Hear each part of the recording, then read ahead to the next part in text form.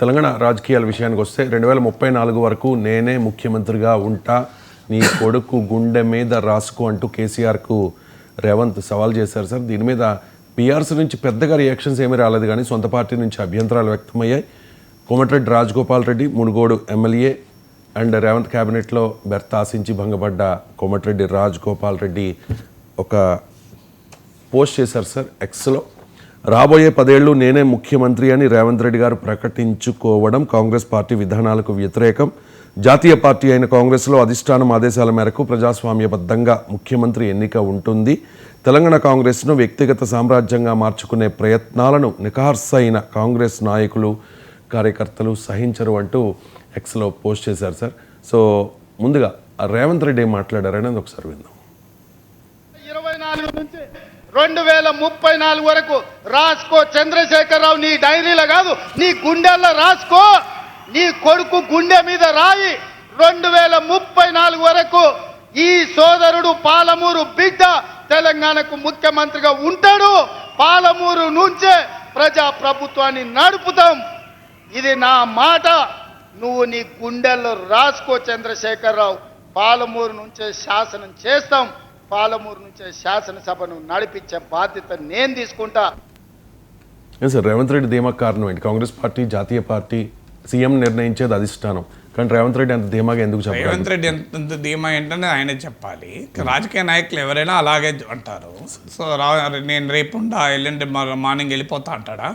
So ఎవరైనా అదే మేము మళ్ళీ అధికారంలోకి వస్తామంటారు, మేము అధికారంలో ఉంటామంటారు. సమస్య రేవంత్ రెడ్డి ధీమా కాదు. సమస్య ఏంటంటే రాజగోపాల్ రెడ్డి చేసినటువంటి విమర్శ ఇష్యూ రేవంత్ రెడ్డి ఎందుకు అన్నాడు అంటే రాజకీయాల్లో అంటారు. రాజకీయాల్లో ఆ ధీమా ప్రదర్శించకపోతే వాళ్ళు ఏమైనా దిగాలు ప్రదర్శించారు కదా.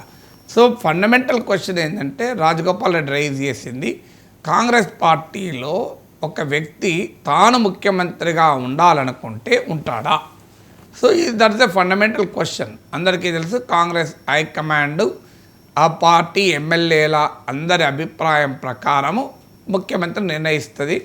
ఒక ముఖ్యమంత్రి ఖచ్చితంగా తానే ఉంటాడు అని ఎవరమూ చెప్పలేము అని. కానీ చరిత్రలో మీరు చూసుకుంటే రాజశేఖర రెడ్డి లాంటి వాళ్ళు 2009లో ఎవరికైనా అనుమానం ఉండేనా ఆయన కాక ఇంకోరు ముఖ్యమంత్రి అవుతారు కాంగ్రెస్ గెలిస్తే అని. సో అందువల్ల రేవంత్ రెడ్డికి కూడా ఆ రకంగా మరో రాజశేఖర రెడ్డి లాగా కాంగ్రెస్లో ఎమర్జ్ కావాలని ఆశించవచ్చు. అదేనా వ్యక్తిగత ఆకాంక్ష. అవుతుందా కాదా అనేది పార్టీ నిర్ణయిస్తుంది, ప్రజలు నిర్ణయిస్తారు. కానీ వ్యక్తిగత ఆకాంక్ష బహిరంగంగా వ్యక్తం చేయవచ్చా అంటే కాంగ్రెస్ పార్టీలో ఎందరూ ఏది వ్యక్తం చేయడం లేదు. సో అందువల్ల రాజగోపాల్ రెడ్డి రైజ్ చేసిన క్వశ్చన్ కరెక్ట్. ఇది డెమోక్రటిక్ ప్రాక్టీస్ కాదు, కాంగ్రెస్ పార్టీ విధానం కాదు అని. కానీ రాజగోపాల్ రెడ్డి ఎందుకు అంటున్నాడో అందరికీ తెలుసు. ఆయనకు మంత్రి పదవి రాలేదు కనుక ఆయన అభ్యంతరం చెప్తున్నాడు. ఇప్పుడు అభ్యంతరం చెప్పడం ఏంటైనా రేవంత్ రెడ్డిని పీసీసీ ప్రెసిడెంట్ చేసినప్పుడు కూడా రాజగోపాల్ రెడ్డి, కోమటిరెడ్డి వెంకటరెడ్డిలు అభ్యంతరం చెప్పారు.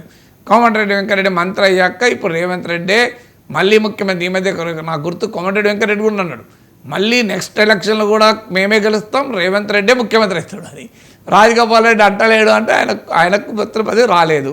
ఇక నికార్సైన కాంగ్రెస్ కార్యకర్త అనే చర్చ ఎక్కడిది? రాజగోపాల్ రెడ్డి కాంగ్రెస్ పార్టీ తరఫున ఎమ్మెల్యే అయ్యాక 2-3 ఏళ్ల పాటు రోజు కాంగ్రెస్ పని అయిపోయింది, కాంగ్రెస్ చచ్చిపోయింది, కాంగ్రెస్ ఎక్కడున్నది అని అసలు గాంధీ భవన్ గడప కూడా దొక్కలేదు కదా.